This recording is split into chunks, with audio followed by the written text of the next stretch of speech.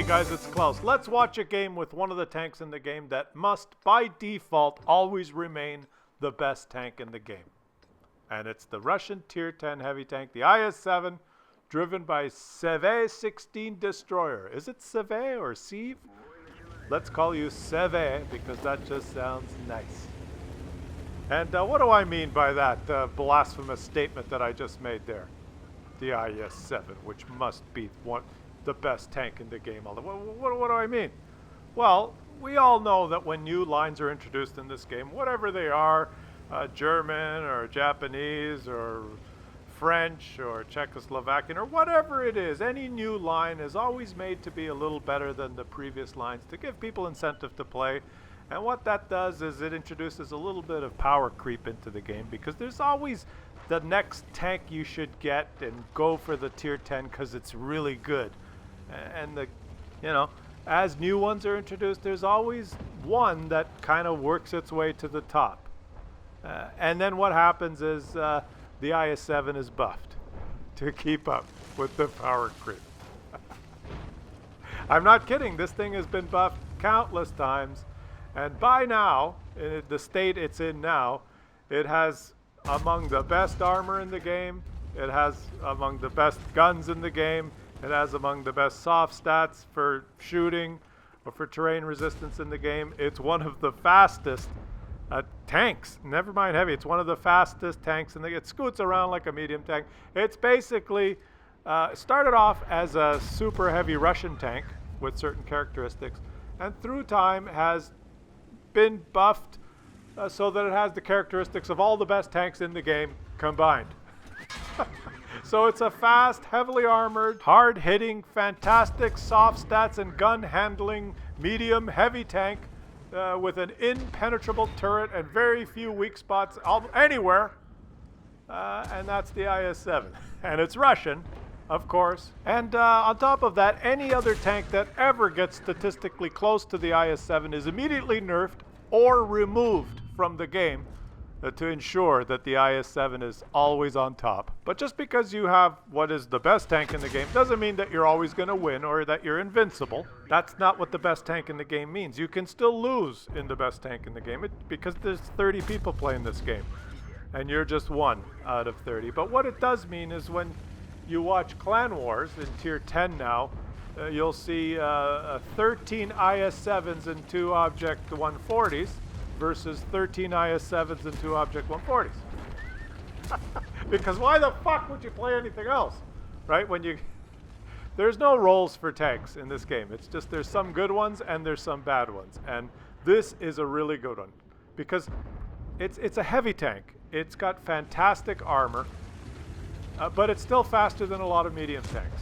A lot of times the game will start and at the spawn people will be driving around and you're in some medium tank and you're wondering, hey, who the hell's this guy?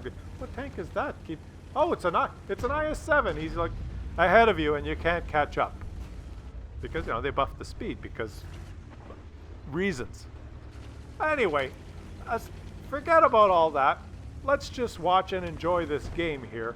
We're gonna watch old Seve, and he's having a little trouble at the beginning here because his teammate in the T-57 Heavy has been using this corner, and the polite gentleman that Seve is, he has not bumped him or moved him. He's just waited patiently and let the T-57 shoot his clip, and now he's moved into position. And he's there he goes. He's just penned that guy, and now with this kind of angle, there is no way, basically, that anyone could hurt him. If he pulls out like that, his flat right side of his plate could be showing, so let's forget about analyzing the tank or talking about whether it's weak or whether it's overpowered or whether the Russian tanks are the best or whether it's fair or not. Let's just watch the game and see how he handles it.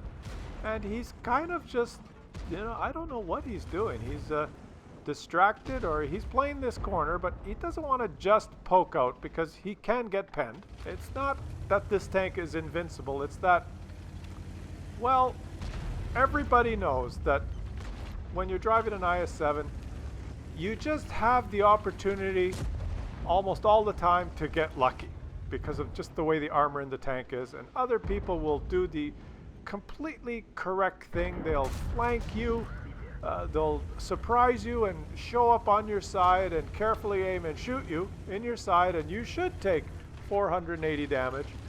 But somehow, what the other person hears is, we didn't even scratch him. And you go, oh, there's a guy, oh, he didn't pen me. And you can get lucky in an IS-7 in that way, in ways that you will never, ever get lucky in, say, a German tank. Like this guy here has moved into position, and he's got a big gun, but I don't know. Is he going to get lucky? Is he going to shoot the IS-7 and get lucky? Or is the IS-7 just going to shoot him and keep him permatrack there and just handle him easily? Well, what do you think is going to happen? This is... Look, can he repair in time and shoot the IS-7 even once? The biggest gun in the game. Ho, ho, ho, he did! He took 1,000 damage.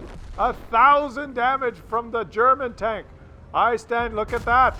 And now he's tracked in. Now, to be fair, he did drive in front of the big TD gun. The TD does not have a turret.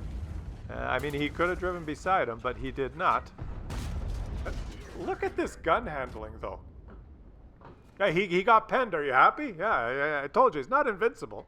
It's just he has the opportunity to get lucky more than other people. Like, look at the aiming circle while he's moving the turret around. It doesn't bloom. He can move the turret around, and he can move the tank around, and his aiming circle is smaller than it is on my Leopard. If I move the turret on my Leopard, my aim bloom, the circle gets bigger, and in this thing, it's just... Why is it so ridiculous? Like, okay, he's on the move. He's just shot him. I'm looking at the aiming circle, and I don't notice that it ever gets bigger.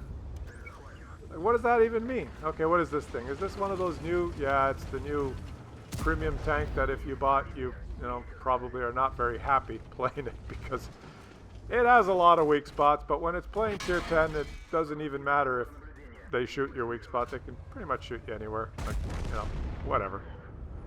Okay, you're not going to do anything versus tier 10s in that thing. Except maybe damage the observation device. All right, what are we doing here? We're just watching a great game. We're going to watch this guy here. Come on, Seve. Oh, he's stunned again. Whoa! Oh, wait a minute. He wasn't stunned again. That was the first time he was stunned. Did he take any damage with that stun hit? I guess he did, 100 and some. But he's got some really good turret roof armor, and if he gets hit in the turret or from the top, he doesn't take a lot of damage, like some of the big flatter tanks that have, the tops of their tanks are only like 30 millimeters or something, just ridiculous. You get shit on by artillery. Even with the low pen, sometimes they can penetrate you and do like 800-900 damage. The IS-7 is pretty safe, unless you hit it in the kind of the back there, the engine deck, which is... you got to feather that shot in. Okay, now he was sideways there and took a hit, and it just bounced. He didn't know that guy was there, but he got lucky. Let's see what he does here. He's got to go back to reset. He's got to go back to reset. He's got to bat. Oh, there's a guy there. He's got to go in there and try and reset. Now he's gonna take a hit here. Oh, that guy's. Wow. Why? Oh, and he's stunned again. Whoa, he's stunned again. That's the most fun part of this video, is when he gets stunned. How did he make that shot? He just poked over that line and snap! That's the big beef that a lot of people have with this tank. I mean, it's good in almost every way. It does have its limitations, gun depression, but I mean, it's very mobile. And for such a big, heavily armored tank, you'd think you might have to have a hard-hitting gun. You might have to take your time aiming, but you don't. You can snap shots in this thing better than you can in a Leopard, which is a German sniper. And now he's hit this guy and bounced the shot. That was nice. Did you notice how long he took to aim? Now this guy can pen his lower plate. Look at the aim. Like, the circle just, it doesn't bloom. It just, whether he's moving or not, the soft stats on the gun are, look, he stopped. He's already almost fully aimed. He just has to shoot. He doesn't have to waste any time aiming. That's why you wonder sometimes you're in the Leopard, right? And you aim your shot perfectly from 400 meters. You aim until it's completely small. And then you wait another second and then you shoot the IS-7 and it says, we didn't even scratch him. And while you hear the word scratch, the IS-7 has already turned the turret and snapshotted you for 480, and he's stunned again. Whoa, he's stunned again. Okay, it's 2 versus 1. It's 2 versus 1. And who's going to get the last kill? Let's see. Let's see if he has to aim to get the last kill. Do you think he'll have to aim? Well, he'll have to aim, quote unquote aim in Russian means, you know, flip the turret towards the enemy and pull the trigger. That's what aim means. A Russian aim time. Flip gun, pull trigger. Dead. It's just, that's the thing. This guy is just zooming in and out and it's giving me a headache. I'm going to switch it to third person here. Holy shit, how do you play like that? Zooming in, zooming out, zooming in, zooming out, zooming in, zooming out. I mean, holy shit, man. Doesn't it make you say, okay, there's the guy, point it, and boom. How long did that take to aim? Try and do that in a Leopard. Victory! Steel wall, high caliber Top Gun. Ace tanker, 8,300 or whatever damage. And he made credits without a premium account. And that's why I showed it, because he's a regular guy who grinded his way to tier 10 and he went down the right line. He got himself a Russian heavy tank, one of the best tanks in the game. And he plays the best he can and he enjoys it. Thank goodness he didn't go down like the German line or the, you know, some other line, the British line. Or he's got himself an IS-7 and he's happy.